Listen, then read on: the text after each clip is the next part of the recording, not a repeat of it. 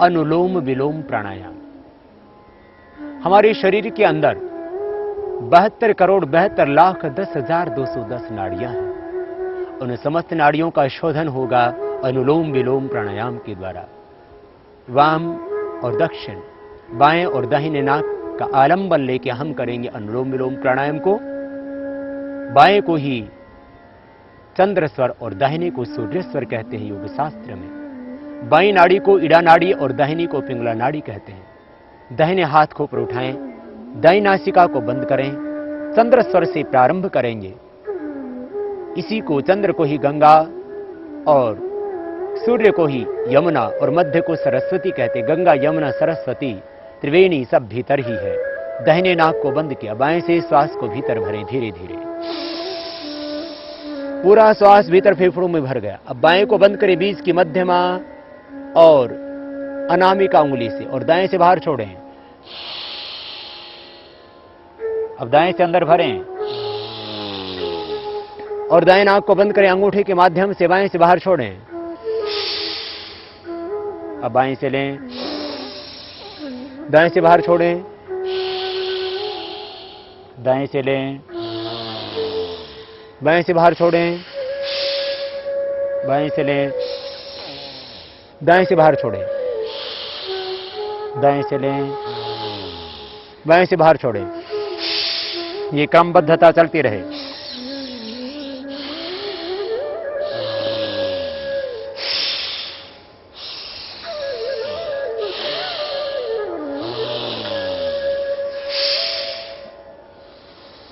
फेफड़ों में ही पूरा श्वास अंदर भरें, भरते रहें गहरा श्वास भीतर। पेट में न भरे, फेफड़े फूलने चाहिए, क्योंकि कोई भी ऐसा ऑर्गन आपके पेट में नहीं है जो ऑक्सीजन को एब्जॉर्ब करता हो। एब्जॉर्ब करते हैं ऑक्सीजन को आपके फेफड़े, इसलिए फेफड़ों में भरना गहरा और छोड़ना भी पूरा लंबा, भरना भी पूरा लंबा। हार्ट की प्रॉब्लम है तो भी करना, हाई बीपी है तो पूरी तरह से ठीक होगा इसी प्राणायाम से। हार्ट के ब्लॉकेज भी इस प्राणायाम से निकलेंगे, लेकिन तीव्रता से नहीं करना, सहज होकर के करना, धैर्य से, प्रसन्नता से, आनंद से, मस्ती से, भावपूर्णता के साथ करना। और श्वासों को लेते और छोड़ते समय मन में ओंकार का ध्यान करना, बीच में विश्राम करें। कुंडली होती अनुलोम विलोम प्राणायाम से।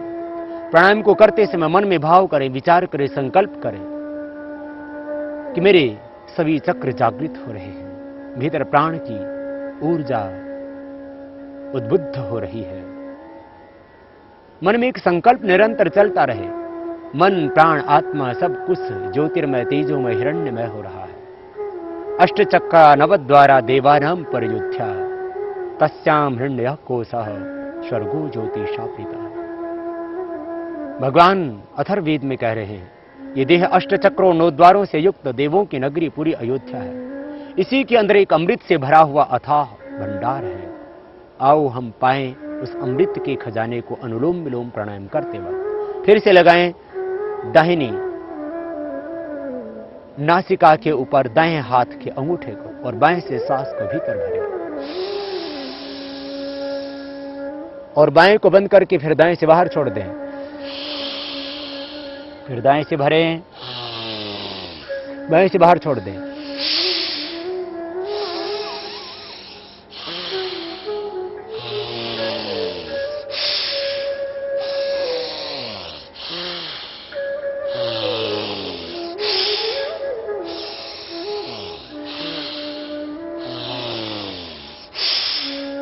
श्वासों के ऊपर एक लयबद्धता, प्राणों के साथ में एक तारतम्यता, प्राण के साथ में भीतर से एक संगीत सा झंकृत होने लगे। सहज होकर के, प्राण के साथ में तन में होकर के करना ये प्राणायाम और मन में विचार करना, इस ब्रह्मांड से ईश्वर ऊर्जा का वर्षण हो रहा है। चारों ओर से ईश्वर का आनंद, ईश्वर की करुणा, ईश्वर की ज्योति, ईश्वरी दिव्य ज्ञान का वर्षण हो रहा है। दिव्य ज्ञान की संप्रेषणाएं हो रही हैं। चारों ओर से ईश्वरी आनंद को, ईश्वरी शांति को, ईश्वरी ज्योति को, ईश्वरी शक्ति को अनुभव करना। शन्नो देवीरभीष्टय आपो भवन्तु पीतये संयोः अभिष्यवन्तु। हे प्रभु, आपका आनंद चारों ओर से बरस रहा है। शक्तिपात की दीक्षा में दीक्षित होंगे आप अनुलोम विलोम प्राणायाम करते हुए।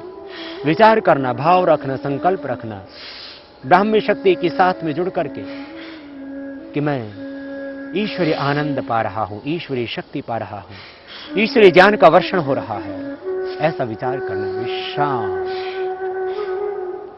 सहज होकर के श्वासों पर मन को केंद्रित करके बीच में विश्राम करना।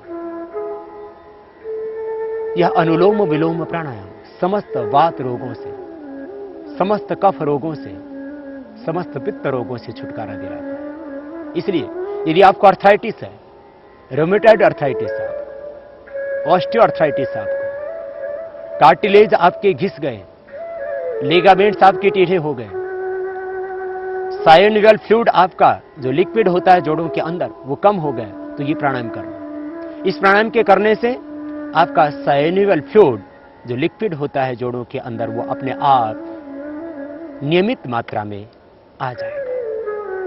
लिक्विड जो कम हो गया था वो बनने लगेगा, कार्टिलेज जो घिस गए थे दोबारा से बनने लगेंगे, लिगामेंट्स जो टेढ़े हो गए थे वो ठीक हो जाएंगे, हाथों की अंगुलियां जो आपकी विकृत हो गई थी दोबारा से ठीक हो जाएंगी। अर्थराइटिस है तो ये अनुलोम विलोम प्राणायाम करना, कपालभाति और भस्त्रिका भी करना, लेकिन अनुलोम विलोम विशेष लाभप्रद होगा। वेरिकोज वेन्स की प्रॉब्लम है तो भी ये अनुलोम विलोम प्राणायाम करना, वेरिकोज वेन्स की प्रॉब्लम खत्म हो जाएगी। हार्ट के अंदर ब्लॉकेज है तो अनुलोम विलोम प्राणायाम करना। 70-80% ही नहीं, 100% तक जिनको ब्लॉकेज उनको ठीक किया हमने अनुलोम विलोम और भ्रामरी आदि प्राणायाम करवा करके। इसलिए हार्ट के ब्लॉकेज के लिए, कोलेस्ट्रॉल को कम करने के लिए, ट्राइग्लिसराइड को कम करने के लिए, इस्नोफिल्स को कम करने के लिए, जितने भी प्रकार की शरीर में टॉक्सिसिटी बढ़ी हुई होती है, ऑक्सीडेंट्स बढ़े हुए होते हैं, उनको नियमित करने के लिए जरूरी होता है अनुलोम विलोम प्राणायाम। इसलिए नियमित रूप से इसको करना और पाना हृदय रोगों से छुटकारा, पाना कोलेस्ट्रॉल से मुक्ति, पाना ट्राइग्लिसराइड से मुक्ति। अपने आप नियमित हो जाएंगे आपके ट्राइग्लिसराइड्स और कोलेस्ट्रॉल। उच्च रक्तचाप हमेशा के लिए फिर सामान्य हो जाएगा। उच्च रक्तचाप का स्थायी उपचार है अनुलोम विलोम प्राणायाम। फिर से करेंगे इसी प्राणायाम को प्रारंभ।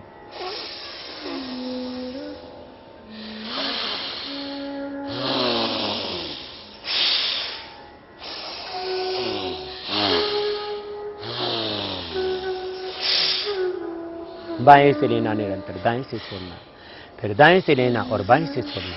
निरंतर एक क्रम जारी रखना, सहजता से, प्रसन्नता से, एक दूसरे की विरुद्ध नासिका से, एक दूसरे के एंटीनोस्ट्रल से, इस तरह से करना ये प्राणायाम अनुलोम विलोम। और पाना फिर समस्त रोगों से छुटकारा। स्नायु तंत्र परिपुष्ट होगा, स्वस्थ होगा। पार्किंसन का रोग मिटेगा इस अनुलोम विलोम प्राणायाम से। और कंपवात से हमेशा के लिए छुटकारा मिलेगा। डिप्रेशन मिटेगा। डिप्रेशन का एकमात्र यदि कोई समाधान है तो वह है प्राणायाम। अनुलोम विलोम प्राणायाम कीजिए, डिप्रेशन से छुटकारा मिलेगा। माइग्रेन पेन आपका सदा के लिए ठीक हो जाएगा। मस्तिष्क के स्नायु के अंदर आए हुए ब्लॉकेज दूर हो जाएंगे। इसलिए मैं कहता हूं इससे पैरालिसिस ठीक होता है, कंपवात ठीक होता है। मस्तिष्क संबंधी जितने भी व्याधियां हैं, हृदय संबंधी जितने भी व्याधियां हैं, अस्थमा की problem, sinus, sinusitis, allergic problem, छींके आना, स्नोरिंग की प्रॉब्लम, सबसे छुटकारा मिलेगा अनुलोम विलोम प्राणायाम से। बीच में विश्राम करते रहें और विश्राम करके श्वासों पर ध्यान दें। हर एक श्वास के साथ में ओंकार का ध्यान करते हुए अनुलोम विलोम, तो ध्यानात्मक दृष्टि से भी विशेष उपयोगी होगा अनुलोम विलोम प्राणायाम। ओम ओम का जब ओम का ध्यान श्वासों के साथ हो।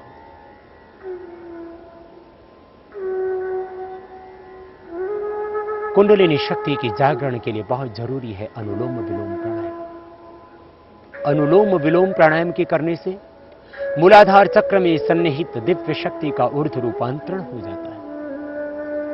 मूलाधार चक्र की शक्ति का ऊर्ध्व रूपांतरण ही है कुंडलिनी जागरण।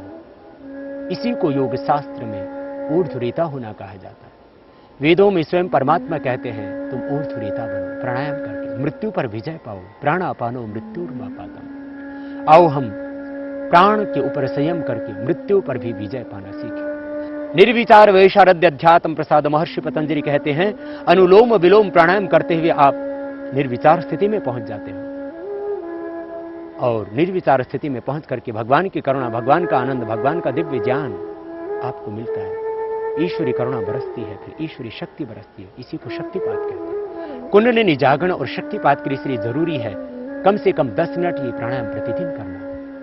और महर्षि पतंजलि इससे आगे कहते हैं कि जब तुम निर्विचार स्थिति में पहुंच करके प्रज्ञा प्रसाद पाते हो तो फिर क्या होता है, ऋतंभरा तत्र प्रज्ञा, वहां ऋतंभरा प्रज्ञा मिल जाती है। जीवन का सत्य बोध होता है, जीवन का सारा असत, जीवन का सारा तमस मिट जाता है, अंतस पवित्र हो जाता है, भीतर के सारे दोष, जन्म जन्मांतरों के जो छाए हुए चित्त के अंदर अविद्या के संस्कार सब मिट जाते हैं और हम पाते हैं अपने सत्य स्वरूप को और पाते हैं अपने ही भीतर उस विराट ब्रह्म को। फिर से करेंगे एक बार इसी प्राणायाम को और फिर देंगे विराम।